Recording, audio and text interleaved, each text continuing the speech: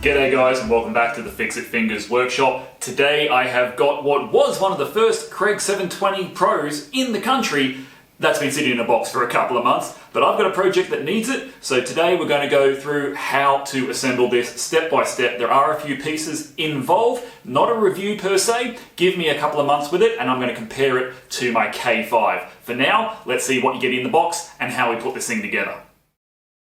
So here is my incredibly crappy and quick unboxing in photos. Nothing terribly exciting here, except to say that it is bloody well packed. I liked it. Okay, let's quickly get rid of the things that we aren't going to need to put together. Firstly, the instructions, which of course you can read and will tell you how to do this, but I'm going to show you. Don't worry, it's only so thick because it's in lots of languages. This was actually pretty cool. Both the K4 and the K5 came with a disappointing number of screws. I've listened to complaints about that, and you now have 100 1/4" or 32mm, probably the most common screw that you'll use, and the 2.5" or 64mm, another very common length as well. Enough to build at least one, if not a couple of projects, so that is fantastic. You get your two standard long and short magnetic drivers for your Kreg screws with the Robertson head. The standard 10mm or 3/8 inch drill bit. However, this one has a new party trick on it. Mine is of course metric, and it has the common 1/2 inch, 3/4 inch and 2.5 inch distances on there.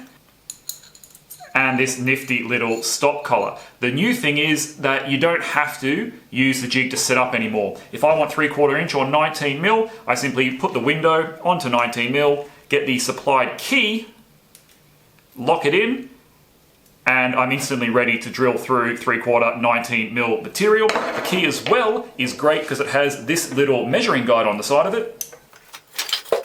Because honestly, close enough is good enough. It's used to measure the thickness. This one here we can see is in the 19 range, so that's what we use. Another nifty little improvement. Like I said with the K5, it's the small things and it's getting better all the time. Now, as far as the actual jig goes, you don't have to do much. We have got the onboard storage here, which again is very, very nice. There we go, clicks that in nicely. And instead of throwing these away, let's find the homes for them. How do they go in? Like that. And that. And that. Also very, very cool. As I said, this is not a review, but there is one thing that I've heard people have a bit of a whinge about, and that it's made of flimsy blue plastic. Well, to them I say, because this thing is heavy. The plastic itself, I have never had a piece of blue Kreg plastic crack on me in 3 years of using their gear. And if we have a quick look in here, everything that is important, the handle, the mechanism, I mean, check out that. There is a solid steel spine going straight through the middle of this, and if you manage to break it, you're doing it wrong. That is pretty awesome. Mind you, I never had any complaints with the K5 either. Use it correctly, and I got a couple of years life out of that, no problems. However, this is not a review. We'll go into using that in a second. If you get the 720, that is all that you get. However, with the Pro, we get a couple of wings. They are storage containers. One of them comes empty. The other one comes with goodies. That is a dead sexy solid metal clamp. And what it is for in whatever orientation you want to use your jig, be it the normal way, on the side of the bench, that locks it down perfect and tight. Or you can use it this way for your sheet goods. Again, tighten that down, and that is going to be awesome. It's so good, I may not even mount it to a board. I mean, I probably will because I have a sneaky idea of how and when I'm going to use this thing, but for the moment, those separate clamping points are fantastic because it comes with these. These two little brackets are going to be used to mount the wings to the jig itself. For mounting to a board, you'll also notice there are more mounting holes in these brackets. That's how the 720 Pro is going to be screwed down. Getting these things in is actually a little bit tricky. Put them in and push towards the handle, it seems. They are tight, but I suppose once they're in, they're not coming out again.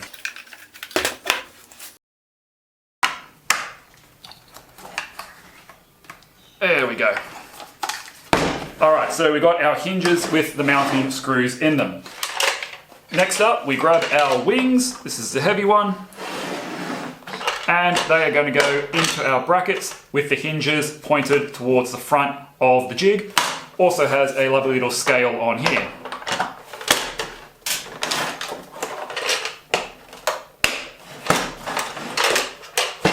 One.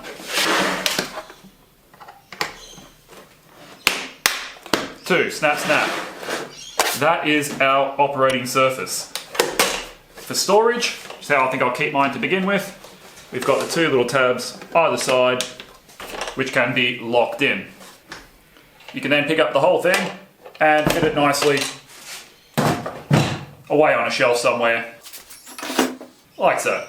However, in our box of tricks, there is one more doohickey, and of course the vacuum port. Hole towards the pocket holes, and you're ready to go. It can go on either side of the jig, so depending on where you've got your vacuum in the shop, you can slide in either way. If you have a larger dust extraction system, it even comes with an expansion port like that. It's nice rubber, fitted, will probably go onto a number of shop vacs and sticks on really well. I won't need that because I've already got one fitted on this end and that's not going anywhere.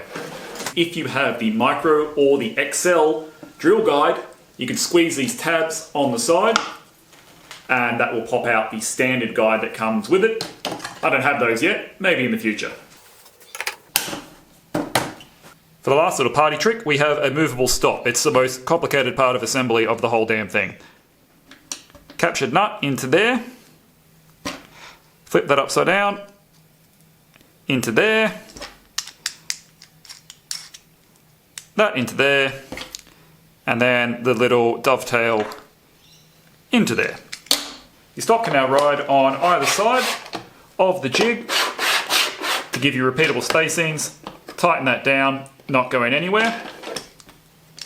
You can also take it off this dovetail and move it to one of the side positions if you so need, and that'll let you get right up in there.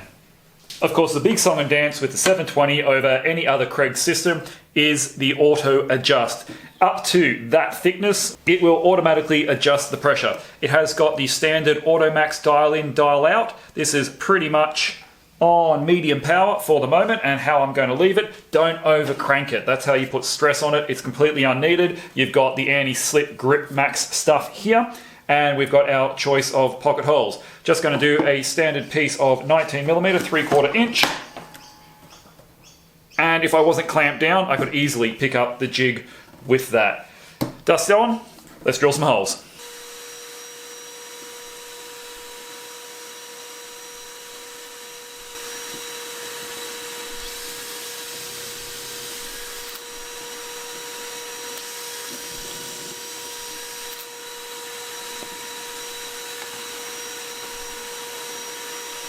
I'll tell you one thing, you don't realise how dull your drill bit's getting after drilling spotted gum until you do that. That was effortless and perfect. And here we've switched out to some 35mm stock. I had to change the collar on the drill bit, but not the jig. That is epically cool. If you're dealing with multiple thicknesses, it's going to save you a heap of time resetting and clamping things. And pretty darn strong. So we're at 19mm, we're grabbing our screws, lining up our joint, grabbing the old Kreg clamp. Yeah, that looks pretty nice to me. Driver, set with the clutch.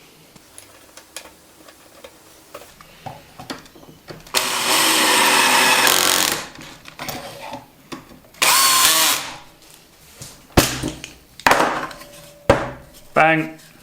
One pocket hole joint. Now, it's not a domino, however, it is pretty bloody strong.